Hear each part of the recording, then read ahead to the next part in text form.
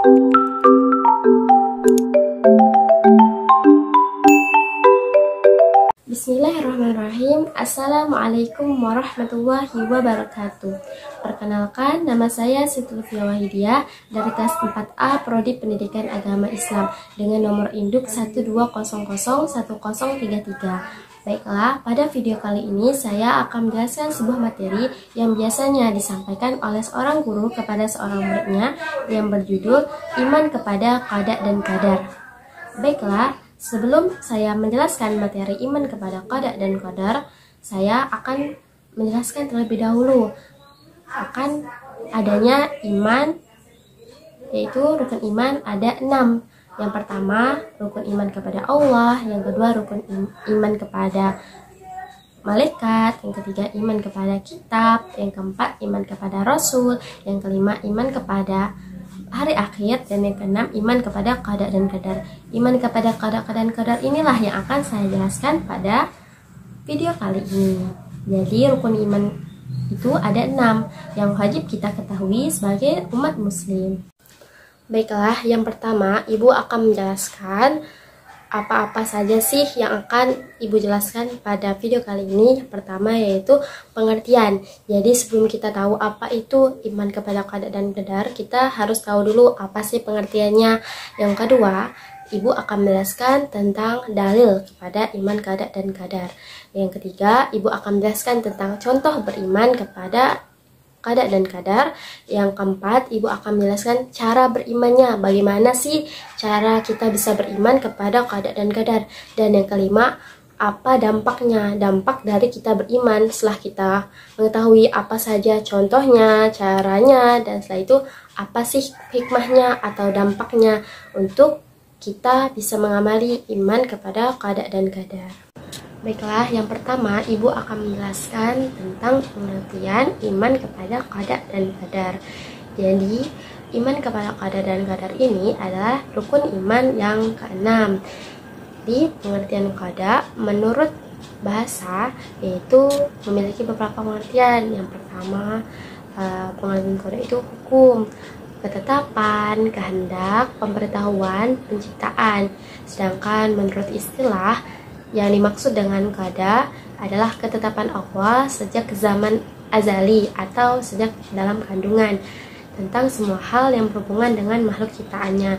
Sedangkan qadar itu menurut bahasa adalah kepastian, peraturan, atau ukuran. Adapun menurut Islam atau menurut istilahnya, qadar adalah perwujudan atau kenyataan ketetapan Allah tentang semua yang berkenaan dengan makhluknya yang sudah ada sejak zaman azali atau dalam kandungan. Jadi udah Ibu bacakan apa pengertian dari qada dan qadar. Pasti kalian bertanya, apa sih Bu perbedaan dari qada dan qadar tersebut?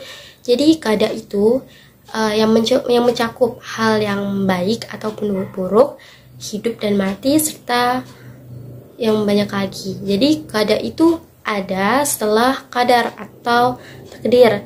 Itu qada itu masih dapat diubah dengan usaha, ikhtiar, bertawakal dengan sungguh-sungguh agar qada itu atau ketetapan yang Allah kasih kepada kita itu dapat berubah. Jadi qada itu dapat berubah, sedangkan qadar itu tidak dapat berubah.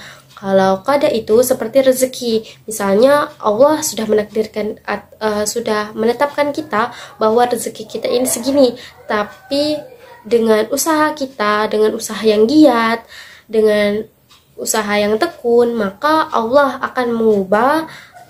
Kita juga bisa dapat mengubah ketetapan yang telah Allah beri kepada kita. Misalnya ketetapannya kita itu orang yang sedang-sedang, jadi karena kita tekun maka ketetapan itu dapat berubah, maka kita akan menjadi orang yang kaya karena ketekunan kita tersebut. Contohnya juga kita itu ketetapannya itu atau qadanya itu kita itu orangnya biasa saja atau nggak terlalu pintar, tapi karena kita tekun belajar dengan sungguh-sungguh, maka Allah akan mengubah tersebut atau ketetapan kita tersebut akan menjadi orang yang pintar. Nah, jadi qada itu dapat berubah, sedangkan qadar itu takdir contohnya itu kematian, jodoh, itu udah Allah yang mengatur. Jadi Perbedaannya itu qada itu bisa dirubah, sedangkan qadar itu atau takdir itu tidak dapat diubah ya. Kalau qada itu contohnya rezeki, sedangkan qadar itu contohnya ajal, jodoh, dan sebagainya. Jadi itu perbedaannya, bahwa qada itu dapat diubah, sedangkan qadar itu tidak dapat diubah ya anak-anak semuanya. Baiklah, yang kedua, Ibu akan menjelaskan materi tentang dalil dari iman kepada qada dan qadar. Jadi di sini Ibu ada dua dalil, yang pertama dari Al-Quran dan yang kedua dari As-Sunnah atau hadis. Baiklah, yang pertama Ibu akan membacakan dari dalil Al-Quran tersebut. Di sini Ibu akan memberikan kalian yaitu dalil Al-Quran, yaitu terdapat dalam Quran surah At-Taubah yang surah ke-9 ayat yang ke-51. Baiklah, Ibu akan membacakannya. A'udzu billahi minasyaitonir rajim. Bismillahirrahmanirrahim. Qul lan yusibana illa ma kataballahu lana. Huwa maulana wa 'ala Allahi falyatawakkalul mu'minin. Yang artinya, katakanlah Muhammad, yaitu di sini menunjukkan Nabi Muhammad kita, tidak akan menimpa kami melainkan apa yang telah ditetapkan Allah bagi kami. Dialah pelindung dan hanya kepada Allah bertawakallah orang-orang yang beriman. Jadi pada ayat tersebut kita diajak untuk yakin akan ketetapan yang telah Allah kasih kepada kita, yang Allah takdirkan kepada kita. Jadi ayat ini masuk ke dalam materi kita pada hari ini, yaitu iman kepada qada dan qadar. Di situ ada kata ditetapkan Allah bagi kami. Jadi di sini orang-orang beriman itu diajak untuk yakinlah akan yang telah Allah tetapkan kepada kita, takdir yang telah Allah tetapkan kepada kita. Jadi jangan percaya kepada yang lain, percayalah hanya kepada Allah. Dan percayalah akan takdir-takdir Allah, dan jangan takut akan takdir-takdir Allah, dan berimanlah kepada takdir-takdir Allah dan ketetapan yang telah Allah berikan kepada kita. Itu berimanlah kepada iman kepada qada dan qadar. Baiklah, selanjutnya Ibu akan menjelaskan dalil yang kedua, yaitu sunnah atau hadis. Jadi hadis ini yaitu hadis dari hadis riwayat Muslim yang berbunyi, Bismillahirrahmanirrahim. Qala Rasulullah sallallahu alaihi wasallam, kataballahu maqadiral khalaiqi qabla an yakhluqas samawat wal arda bi khamsina alfasanah. Yang artinya, Rasulullah sallallahu alaihi wasallam bersabda, Allah telah menetapkan takdir untuk setiap makhluk sejak 50.000 tahun sebelum penciptaan langit dan bumi. Masya Allah. Masya Allah sekali, sebelum kita lahir di muka bumi ini dan sebelum adanya muka bumi ini, Allah sudah menetapkan takdir kita, ketetapan kita, yaitu di situ dituliskan 50.000 tahun sebelum penciptaan langit dan bumi. Kita masih abu-abu atau masih belum ada. Jadi Masya Allah sekali, kita harus yakin bahwa Allah itu udah menetapkan takdir kita. Allah itu udah, kurang baik apalagi Allah kepada kita. Allah udah tahu kita itu bagaimana nantinya. Allah sudah tahu takdir-takdir kita, baik dari kita mati ataupun baik dari kita hidup. Allah udah menetapkan takdir-takdir kita. Bayangkan dari 50.000 tahun sebelum penciptaan langit dan bumi. Masya Allah sekali. Jadi anak-anak di sini udah berapa umurnya? Jadi kita, ibu aja di sini umurnya baru 20 tahun. Jadi 5.000 tahun yang lalu ibu belum ada. Maka pada hadis tersebut kita Masya Allah sekali diajarkan untuk yakin akan takdir Allah, yakin akan Allah. Jadi Masya Allah sekali kita diajarkan untuk beriman kepada rukun iman kita, yaitu yang ada 6 tersebut. Yang pertama tadi iman kepada Allah, yang kedua iman kepada malaikat, yang ketiga iman kepada kitab-kitab Allah, yang keempat iman kepada Rasul, yang kelima iman kepada hari akhir, dan yang keenam iman kepada qada dan qadar. Jadi yakinlah, Masya Allah sekali, hadis maupun dalil yang telah Allah berikan kepada kita ini sangat berguna.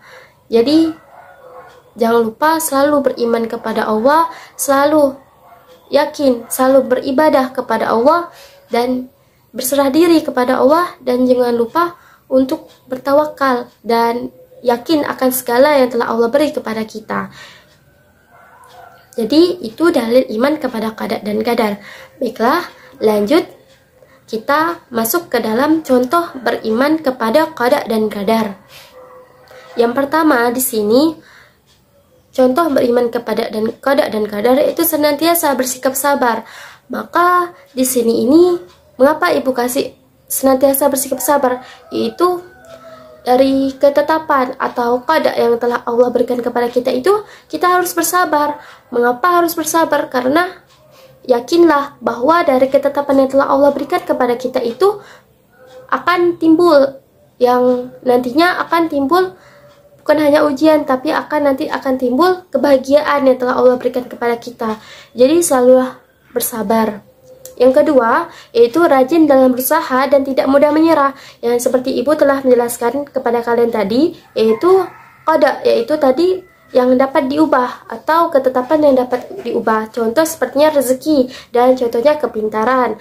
Contohnya tadi bahwa anak didik atau murid tersebut, misalnya si A, dia itu awalnya itu tidak terlalu pintar, tapi karena dia menetap karena ikut cara ini, rajin dalam berusaha dan tidak mudah menyerah, maka akan berubah dari yang pintar akan menjadi dari yang bodoh atau dari yang tidak pintar akan menjadi pintar karena usahanya tadi, yaitu rajin dalam berusaha dan tidak mudah menyerah.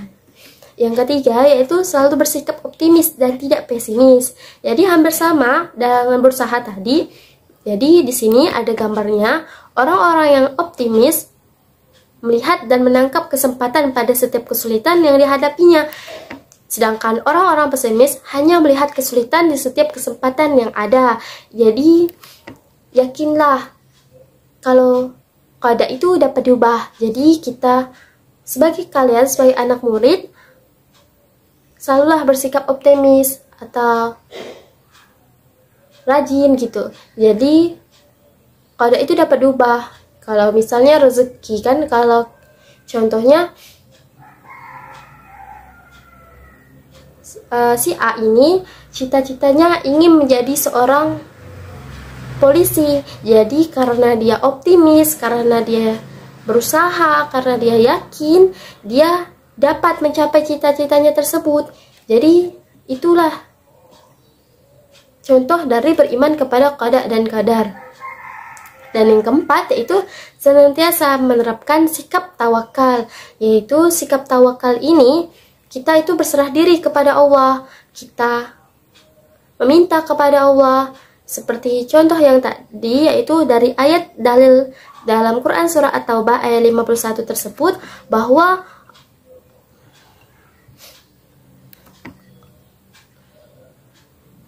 Allah itu menyuruh kita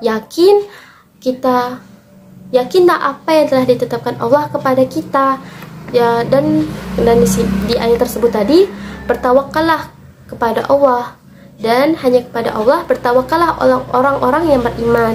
Jadi pada contoh tadi yaitu senantiasa menerapkan sikap tawakal atau berserah diri kepada Allah itu sangatlah bagus, karena jika kita menerapkan sikap tawakal tersebut, maka insya Allah Allah akan lebih sayang kepada kita. Allah akan sangat sayang kepada kita. Dan karena qada dan qadar ini, yaitu qada adalah ketetapan, sedangkan qadar adalah kepastian yang telah Allah berikan kepada kita, contohnya ajal. Jadi kita tuh berserah diri kepada Allah. Yang punya diri kita ini adalah Allah. Kita ini beribadah untuk siapa? Untuk Allah.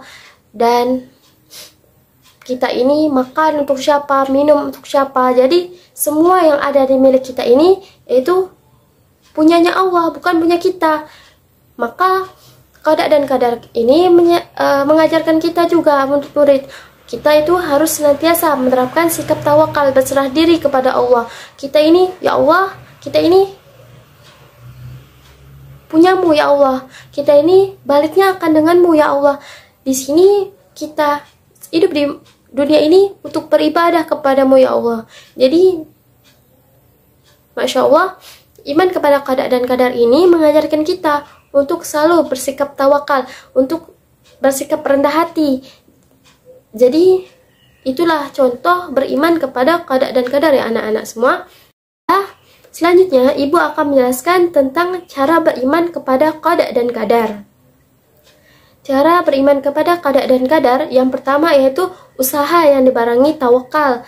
Jadi qada tadi kan adalah ketetapan yang telah Allah berikan kepada kita. Contohnya ketetapannya adalah kita nantinya akan menjadi seorang yang tidak terlalu kaya, tapi karena kita berusaha dan dibarengi tawakal, misalnya kita itu berusaha, ya Allah, selalu berusaha, selalu belajar, selalu berusaha terus lah. Jadi usaha itu jangan hanya usaha saja, tapi kita dibarengi tawakal. Ya Allah, dengan usaha ini aku berserah diri juga kepadamu. Aku ini hanya milikmu. Jadi apakah bisa diriku bisa berubah dengan usaha tersebut? Jadi jangan lupa selalu berdoa, selalu bertawakal, dan janganlah menyombongkan diri. Yang kedua, sabar. Sabar akan yang telah terjadi kepada kita. Contohnya ujian. Ujian itu kan udah Allah tetapkan kepada kita kan, teman adik-adik semua. Jadi selalu sabar. Dan ketiganya itu berbaik sangka, yaitu berbaik sangka bahwa apa yang kita anggap jelek belum tentu demikian di mata Tuhan. Jadi kita itu banyak ya anak-anak semua, misalnya anggapan kita itu contohnya ada seorang murid, dia ini pengen masuk di SMA terfavorit, tetapi takdirnya tidak masuk ke SMA tersebut. Jadi dia beranggapan, ya Allah, ngapa saya tidak masuk di SMA ini? Tapi karena mungkin dan dia itu masuk ke SMA Islam atau masuk ke pesantren. Jadi janganlah beranggapan Allah tidak mengabulkan kita masuk ke SMA terfavorit. Tapi mungkin Allah itu ingin mengajak kita untuk kepada kebaikan, untuk bisa lebih dekat kepada Allah, untuk bisa, karena kita masuk pesantren tadi, jadi kita diajarkan untuk menjadi lebih dekat kepada Allah. Jadi kita harus selalu berbaik sangka, karena belum tentu apa yang kita anggap buruk itu bisa jadi baik di mata Allah, dan belum tentu juga apa yang menurut kita baik di mata kita tapi bisa jadi menurut Allah itu buruk. Nah, jadi kita selalu berbaik sangka. Yang keempat yaitu rajin dalam berusaha dan tidak mudah menyerah. Jadi yang seperti tadi, kita itu harus rajinlah dalam berusaha, rajinlah dalam belajar, dan tidak mudah menyerah, jangan putus asa. Jadi pada iman kepada qada dan qadar ini kita diajarkan untuk tidak mudah putus asa, jangan mudah menyerah. Yang kelima, jika seseorang memahami konsep qada dan qadar, maka ia tidak akan pasrah pada takdir, namun terus berikhtiar jika ingin meraih tujuan dan keinginannya. Jadi kita itu kan pengen untuk menjadi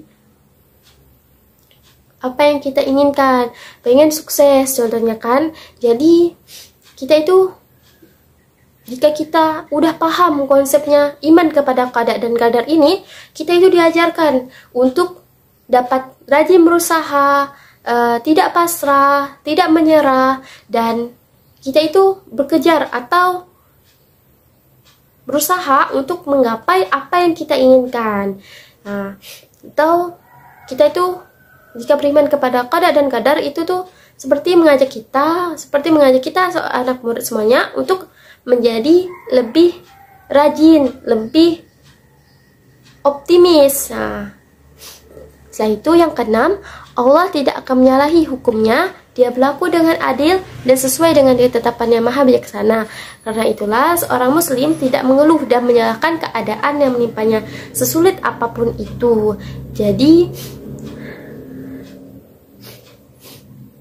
Jadi pada cara beriman kepada qada dan qadar ini, Allah mengajarkan kita bahwa janganlah mengeluh, janganlah merasa sedih karena atas segala apa yang telah tertimpa pada kita. Jadi pada iman kepada qada dan qadar ini kita diajarkan untuk tidak mengeluh, untuk tidak putus asa. Jadi sesulit apapun itu, janganlah berputus asa, selalu optimis, selalu semangat, selalu rajin berusaha. Jadi anak-anak murid semuanya, kita untuk menerapkan cara beriman kepada qada dan qadar ini, yang pertama rajin dalam berusaha, yang kedua sabar, yang ketiga itu usaha, yang ketiga itu berbaik sangka, dan tadi Allah menyuruh kita bahwa jangan pasrah, jangan menyerah, yakinlah Allah ada dekat dengan kita, yakin bahwa dengan seringnya kita usaha, maka Allah akan mengabulkan. Dengan dibarengi dengan tawakal serta berdoa kepada Allah, dan sering-seringlah berdoa kepada Allah, dan sering-seringlah beribadah kepada Allah, karena Allah itu selalu ada dekat dengan kita. Yakinlah apa yang telah Allah tetapkan kepada kita, itu yakin bahwa Allah ini dekat dengan kita, bahwa Allah ini sangat baik kepada kita. Begitupun kita sebagai seorang muslim, sebagai seorang umatnya, kita haruslah rajin dalam beribadah kepadanya. Jangan hanya meminta saja, jangan saja berdoa saja, tetapi kita juga harus beribadah kepada Allah, berbuat baik kepada Allah. Contohnya kita selalu sholat, selalu bersedekah, selalu berbuat baik kepada orang tuanya. Jadi anak-anak semuanya, kita harus juga ya berbuat baik kepada kedua orang tua. Baiklah, selanjutnya yang ketujuh, cara beriman yaitu tidak boleh sombong jika sudah mencapai suatu prestasi atau pencapaian. Segala hal yang terjadi karena campur tangan dan izin Allah Subhanahu wa Ta'ala. Jadi kalau kita sudah berusaha, karena kita sudah rajin, jadi tercapainya prestasi kita. Misalnya si A, dia ini selalu rajin dalam belajar, dan akhirnya dia mendapatkan prestasi, yaitu mendapatkan ranking 1 di kelas. Jadi jangan sombong, jangan merasa hal ini kita yang buat, tapi bantuan Allah Subhanahu wa Ta'ala juga. Jadi jangan sombong, semuanya adalah milik Allah. Yang ke-8, tidak boleh putus asa serta senantiasa berprasangka baik pada Allah Subhanahu wa Ta'ala. Jadi yang ke-8 ini kita jangan putus asa, jangan lemah. Karena bukan biasanya itu jika kita berputus asa itu malah Allah yang disalahkan, jangan, tapi berbaik sangkalah kepada Allah, karena belum tentu apa yang kita sukai itu disukai juga oleh Allah, tapi bisa jadi apa yang kita tidak sukai itu disukai oleh Allah. Jadi seperti itu. Sedangkan yang ke-9 yaitu berusaha menyusun usaha dan strategi, khususnya dalam hal pekerjaan sehingga hasilnya efektif dan efisien. Jadi cara beriman yang ke-9 yaitu kita berusaha menyusun usaha dan strategi. Kita di sini contohnya anak murid semuanya pengen masuk ke kuliah yang bagus, atau kuliah yang anak-anak di situ hebat-hebat dan sukses.